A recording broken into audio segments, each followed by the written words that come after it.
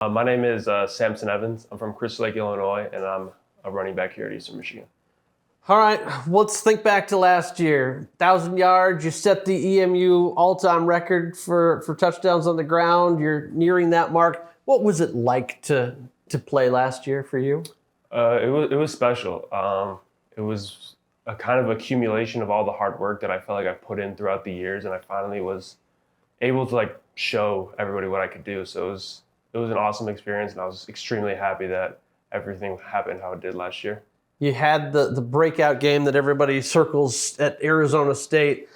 What was that experience like, and was there something special or in the moment that all of a sudden it just magically happened that way? Yeah, that one was special. I mean, not even just my performance, but as a whole team, I feel like that was the game where we all as a team put everything together, and we played perfect football on all sides of the ball, which was awesome. And yeah, I mean, I didn't really know what was really happening until the end of the game. It's kind of was talking to Coach Sewell, and he was like, "Yeah, you're at 200 something yards." I'm like, "Wow, really?" And then really it kicked in once we won that game. I was sitting there on the bench, thinking to myself, this is what I dreamed of, what I knew I could do, and just needed the platform. So I kind of had that moment where I kind of teared up, just soaking everything in, knowing how far I've come to even get to this point right now, which was an awesome feeling.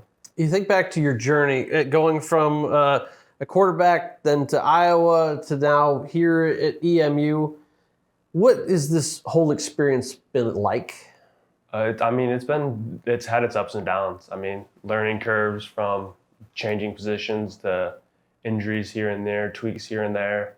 And I think I've learned just the transition is you just got to adapt no matter what it is, whether it's changing positions, whether it's something comes up that you weren't expecting to. But yeah, it was fun adapting to playing a new position and learning all that. It took me a little bit, but throughout the years, I've been able to get a lot better.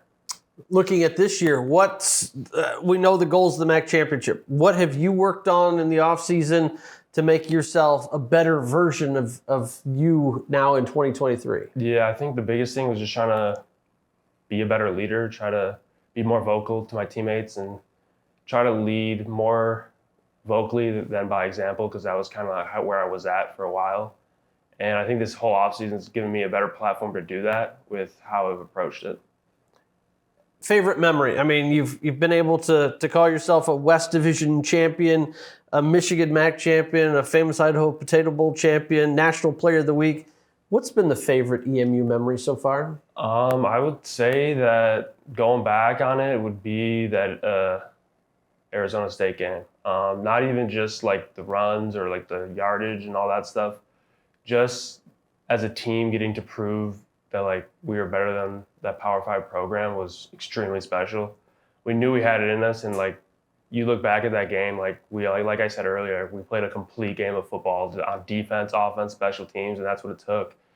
And looking back on that, it was just so special because it was the first time I've been able to do that, to play against a Power 5 program like that. So it was awesome. How many of the Cheez-Its did you actually get to eat? What was the question? How many of the Cheez-Its? Because after that, you guys were named the Cheez-It Bowl National of the Week. I had zero. I saw them make a huge little thing for it, but I had no Cheez-Its. No Cheez-Its. I don't even know where all those went. I was actually curious who got all those Cheez-Its. But yeah, we helped build the wall, but I don't know where. Yeah, I would say after that wall was built, I have no idea where those Cheez-Its went. Away from football, what are you most passionate about? What are you doing to engage when it's away from football? I like just unwinding. I like just watching TV. I like working out on my own. That's a big thing. I like staying in shape. I love drinking coffee. I'm pretty much a laid back guy. I don't do too much outside of football besides hang out with my family and just watch TV shows and movies. All right, so coffee, are we talking straight black? Are you going the fancy coffees? What are we thinking here? I like iced coffee, and my girlfriend has this really nice espresso machine, so I like to drink a lot of espresso coffee. All right.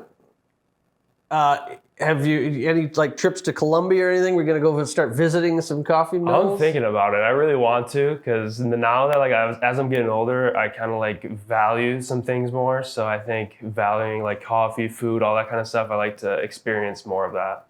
I know family is a big thing for you. How cool of an experience has it been to share this process with your brother and your family being here at most every game? Yeah, I mean, it's been awesome. I mean, you told me this 4 or 5 years ago when I first started college, I would have said that's crazy because when I went to Iowa, I had no intentions of ever playing with my brother. And I think everything just works out how it's supposed to. And there's a reason I came here, and then he ended up coming here too. So I think that's just something that I value and like think about all the time, that like we're where we're supposed to be. So I'm excited about this year. I'm excited the past 2 years with him. So it's awesome seeing him grow too, because I live with him, so it's like I see it hands on, like all the work he's putting in. So I'm excited. To get you out of here on this, now with kind of beating Arizona State and all the expectations from last year, you go from being the underdog to maybe some people now are starting to put EMU on that, okay, this is the program. How do you guys go about managing expectations and still hitting the standard that you want to hit? Yeah, I think even last year, like we felt like we were better than what people thought we were. And I think that kind of mindset it's always there. Like we don't need people to believe in us. We don't need people to doubt us. Like we have the confidence in ourselves. And I think the preparation that we put in the off season that we're putting in now is really what's going to separate us and what's going to give us that confidence coming into the season. How much does changing position coaches and all that also affect how your daily role is? Yeah, for me personally, it doesn't affect me too much since it's really my last year. I mean, I loved Coach Sewell. He was a great coach. And I mean, Coach Creighton does a good job of getting the right people in. And Coach Reed has done a phenomenal job of working with the running backs, just being a great coach. So I think the transition was really well. I was kind of skeptical at first because Coach Sewell, like he's the reason I came here. And like I didn't even talk to Coach Creighton. It was only Coach Sewell. So like losing him was tough. But yeah, no, Coach Reed's done a great job, and I'm excited to see what happens the rest of the season.